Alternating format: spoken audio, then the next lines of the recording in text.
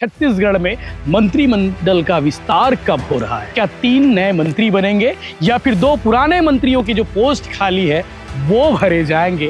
क्या तीसरे मंत्री हरियाणा फार्मूला के तहत भरा जाएगा? सुनील सोनी रायपुर दक्षिण से पहली बार अभी विधायक बने हैं, मेयर रहे हैं, सांसद रहे हैं और अब पहली बार विधायक बन चुके हैं। और बृजमोहन अग्रवाल चाहते हैं कि सुनील सोनी को मंत्री बनाया जाए। हालांकि जब इस पर हमने सवाल किया था तब बृजमोहन अग्रवाल ने कहा था 30 दिसंबर तक जिला अध्यक्ष फाइनल करना है और उसके बाद जनवरी से प्रदेश अध्यक्ष के लिए जो है चुनाव की जो प्रक्रिया है वो शुरू हो जाएगी। यानी कि कई ऐसे पार्टी के जहां अध्यक्ष एक ही व्यक्ति परिवार का होगा, एक ही व्यक्ति होगा। अब कुछ जगह ऐसा स्थिति है जहां प्रदेश अध्यक्ष बनने की भी लोगों की इच्छा नहीं होती है।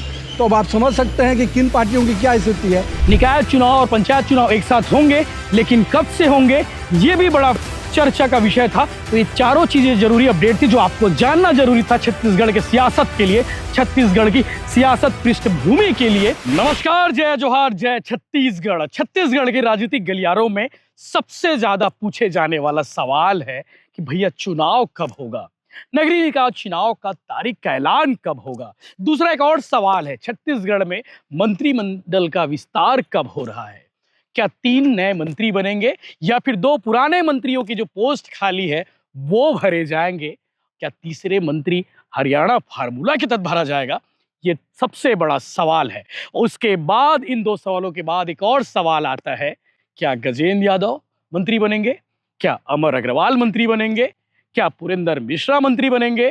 क्या अजय चंद्राकर को मंत्रिमंडल में शामिल किया जाएगा या फिर किरण देव सिंह जो भाजपा के प्रदेश अध्यक्ष है उन्हें मंत्रिमंडल में जगह दी जाएगी? क्योंकि प्रदेश अध्यक्ष का पोस्ट भी खाली करना है, नया प्रदेश अध्यक्ष का भी चुनाव होना है, संगठन स्तर पर भी भाजपा इस पर काम कर रही है। तो ये बड़े सवाल है, इन बड़े सवालों पर आज हम बात करने वाले हैं। क्या छत्तीसगढ़ में भी हरियाणा फार्मूला लागू किया जाएगा जो सरकार में हरियाणा की लागू किया गया है? 90 विधानसभा सीट वहां पर भी है, 90 विधानसभा सीट हमारे यहाँ भी है और 15% को ही मंत्रिमंडल में जगह दी जाएगी, यानी कि 15% विधायकों को जगह दी जाएगी। और इस हिसाब से 90 का 15% होता है 13.5, लेकिन छत्तीसगढ़ में 13.5 को माना जाता है सिर्फ 13, लेकिन हरियाणा में माना गया है 14 और इसीलिए सीएम समेत 14 मंत्रिमंडल है। वहां पे मंत्रिमंडल में 14 लोगों को स्थान मिला है। तो छत्तीसगढ़ में भी उसी पैटर्न पर, उसी हरियाणा फार्मूला को लागू करने की तैयारी की जा रही है। इस पर बात होगी। इसके अलावा नगरीय निकाय चुनाव को लेकर जो अपडेट है, माना जा रहा है कि 15 जनवरी के बाद तारीखों का ऐलान हो सकता है, 15 जनवरी के बाद चुनाव का पूरा शेड्यूल जारी हो सकता है। तो उस पर भी हम आगे बात करेंगे। इसके अलावा मंत्रिमंडल में वो कौन कौन से चेहरे होंगे वो भी एक बड़ा सवाल है। तो इन तीनों विषयों को लेकर चर्चा करेंगे, बातें करेंगे, आपको अपडेट्स में बताने वाला हूं। इन तीनों चीजों पर चल क्या रहा है इन दिनों छत्तीसगढ़ में, जिसकी चर्चा खूब हो रही है। भाजपा वाले खूब कर रहे हैं, कांग्रेस वाले भी खूब राजनीति इस पर चर्चा कर रहे हैं कि भैया कौन मंत्री बनेगा, कब चुनाव होगा, आरक्षण क्या होगा मेयर पद के लिए, कौन कौन से निगम है जहां पर मतदान होना है। तो शुरुआत कर लेते हैं मंत्रिमंडल को लेकर। मंत्रिमंडल पर कौन कौन वो चेहरे मंत्रिमंडल में जो शामिल हो सकते हैं उस पर बात करेंगे। सबसे पहली बात करेंगे अमर अग्रवाल। रमन सरकार में मंत्रिमंडल में रहे, आबकारी विभाग संभालते रहे, उद्योग विभाग भी इन्होंने संभाला है और बिलासपुर से वरिष्ठ विधायक हैं, भाजपा के वरिष्ठ नेता है। रमन सरकार में लंबे समय तक विभिन्न विभागों के मंत्री रहे। तो अमर अग्रवाल का कंफर्म माना जा रहा है कि अमर अग्रवाल मंत्रिमंडल में आ सकते हैं। नहीं आने के पीछे 2 बड़े रीजन है। नहीं आने के पीछे अगर नहीं रखा गया तो 2 बड़े रीजन है। पहला रीजन ये है कि केंद्रीय राज्य मंत्री बिलासपुर से है, तोखन साहू बिलासपुर से आते हैं। तो ऐसा ना हो कि केंद्रीय राज्य मंत्री बिलासपुर से ही होने की वजह से मंत्रिमंडल में जगह ना मिले, ऐसा हो भी सकता है। और एक और रीजन है मंत्री नहीं बनाने के पीछे।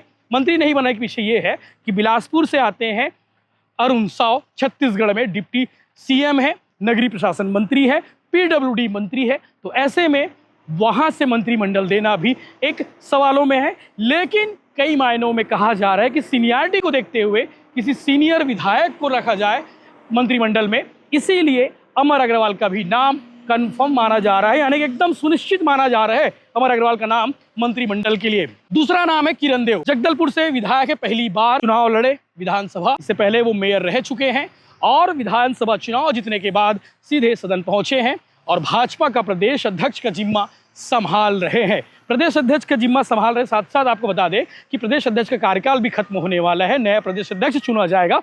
तो ऐसे में भाजपा के प्रदेश अध्यक्ष को खाली बिठाना भी संभव नहीं है। तो इसीलिए पार्टी ये विचार कर रही है कि किरण देव को मंत्रिमंडल में जगह दी जाए और बस्तर से एक और मंत्री को शामिल किया जाए, इसकी प्लानिंग चल रही है और इसीलिए किरण देव का भी नाम सामने है।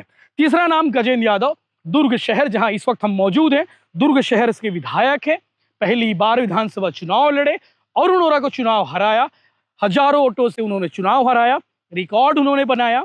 अब ये सवाल है कि गजेंद्र यादव का नाम कैसे, तो इसके पीछे दो रीज़न है। दो रीज़न ये कि यादव समाज से आते हैं जिनकी बाहुल्यता छत्तीसगढ़ में काफ़ी ज़्यादा है। इसके अलावा आरएसएस पृष्ठभूमि काफ़ी महत्वपूर्ण है गजेंद्र यादव के लिए और सरल सौम्य पढ़े लिखे है। तो कहीं ना कहीं इस तीनों चारों पैरामीटर की वजह से भी गजेंद्र यादव का नाम मंत्रिमंडल में आ सकता है। ये तीन जो नाम मैंने शुरू के पढ़े, इन तीनों के नाम सुनिश्चित कहा जा रहा है कि तीनों का बनना लगभग तय है। लगातार बधाइयों का सिलसिला भी चल रहा है, बधाइयों का दौर भी जारी है लगातार इनके बंगले में। लेकिन इसके अलावा तीन और नाम है जिसकी चर्चा होनी चाहिए। रायपुर में तीन और विधायक हैं जिनके नामों की चर्चा की जा रही है, क्या ये भी मंत्री बन सकते हैं? तो वो नाम है पुरेंद्र मिश्रा। रायपुर उत्तर शहर से जो है विधायक है, पहली बार चुनाव लड़े, चुनाव जीते हैं और चुनाव जीतने के बाद पुरेंद्र मिश्रा जो है, ये कहा जा रहा है कि उनकी जो पैठ है, उनकी जो चर्चा है, उनकी जो पहुंच है, वो भाजपा के बड़े नेताओं से है। तो कहीं ना कहीं इसका फायदा उत्तर के विधायक पुरेंद्र मिश्रा को मिलता दिख रहा है। वहीं राजेश मूणत रायपुर पश्चिम से विधायक है, पीडब्ल्यूडी मंत्री रहे हैं, भाजपा सरकार में मुख्य मंत्रियों में से, मतलब मेन जो मंत्री होते हैं उनमें से एक रहते थे राजेश मूणत। तो इस बार भी कहा जा रहा है कि सीनियर विधायक को अगर एंट्री देनी हो तो राजेश मूणत को भी एंट्री दी जा सकती है।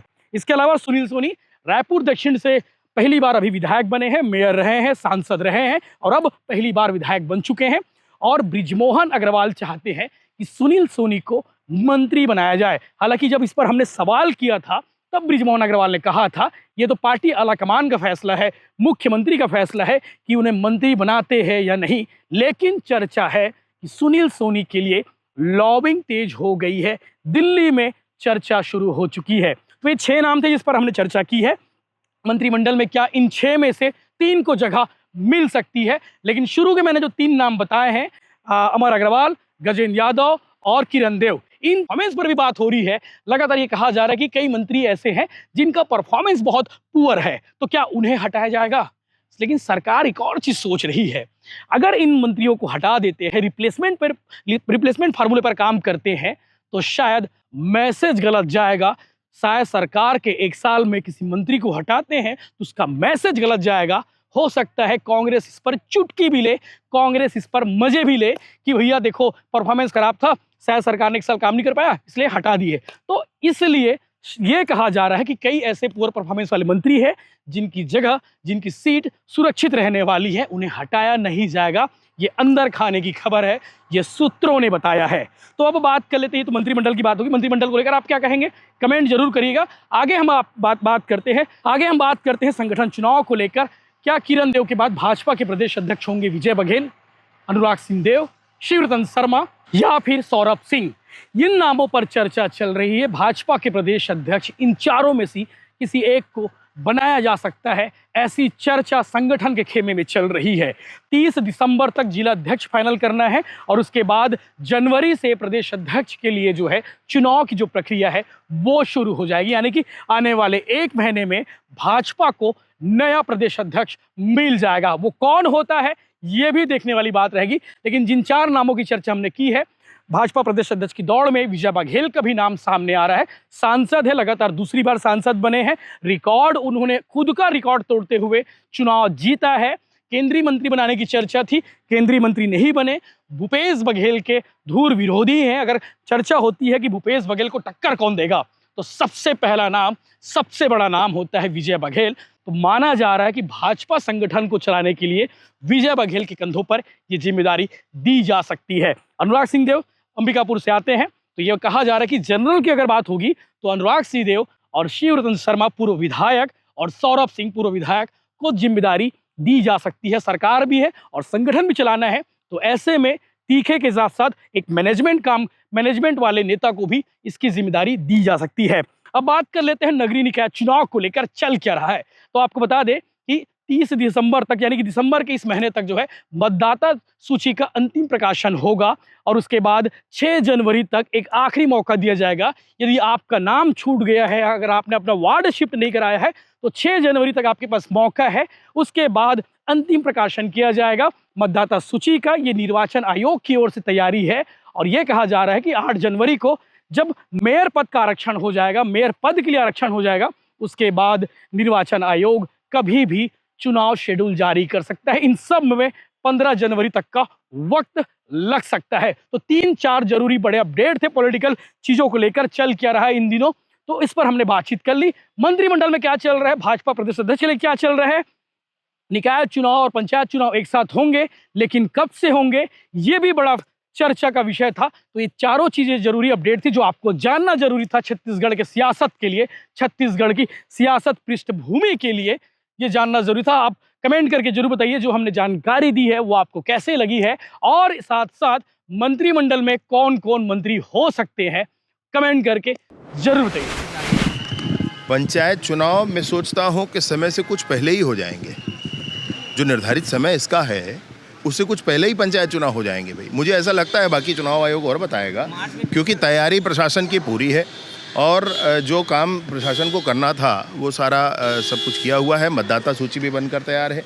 अब आयोग अपना घोषणा करेगी, शीघ्र करेगी। पूर्व प्रधानमंत्री नहीं होना, मैं भी उम्मीद यही करता हूँ कि चुनाव के इसके एग्जाम से पहले होना चाहिए। अब वो आयोग का मसला है, वो उसको मैं डेट निर्धारित तो आयोग ही करेगा भाई। देखिए विवाद की स्थिति भी आ रही है। देखिए एक चीज़ जानिए, कहीं भी मैं तो इसीलिए कहा ये हमारे लिए एक स्वस्थ परंपरा और हमारे लोकतंत्र दिख रहा है कि भारतीय जनता पार्टी का बूथ अध्यक्ष से लेकर राष्ट्रीय अध्यक्ष का चुनाव होता है, लोग तत्परता से भाग लेते हैं। कई ऐसे पार्टी के हैं कि जहाँ अध्यक्ष एक ही व्यक्ति परिवार का होगा, एक ही व्यक्ति होगा, और कुछ जगह ऐसा है स्थिति है जहाँ प्रदेश अध्यक्ष बनने की भी लोगों की इच्छा नहीं होती है। तो अब आप समझ सकते हैं कि किन पार्टियों की क्या स्थिति है। जहाँ तक हमारे यहाँ जो लोगों के मन में विषय रहता है उसके लिए पूरा अपील का प्रक्रिया है। हर व्यक्ति जो मंडल अध्यक्ष में कोई आपत्ति है तो जिला में उसकी अपील होती है, जिला में अगर आपत्ति है तो प्रदेश में अपील होती है। तो भाजपा पूरी तरह से लोकतांत्रिक प्रक्रिया में अपने संगठन को खड़ा करती है। बहुत जल्द आपका इंतजार खत्म होगा। अब कुछ बता, देखो भाई मेरे आपको कुछ न कुछ मेरे यहाँ लोग हैं और कहीं ना कहीं सबकी अपेक्षा है। तो निश्चित रूप से ये भाजपा की स्वस्थ परंपरा है कि लोग को लगता है कि उनको भी मौका मिलना चाहिए। किसी पार्टी के प्रदेश अध्यक्ष में भी लोग उत्सुकता जाहिर नहीं करते। हमारे यहाँ बूथ अध्यक्ष और मंडल अध्यक्ष बनने के लिए भी तत्परता है। तो ये भाजपा के बड़े जनाधार का प्रतीक है।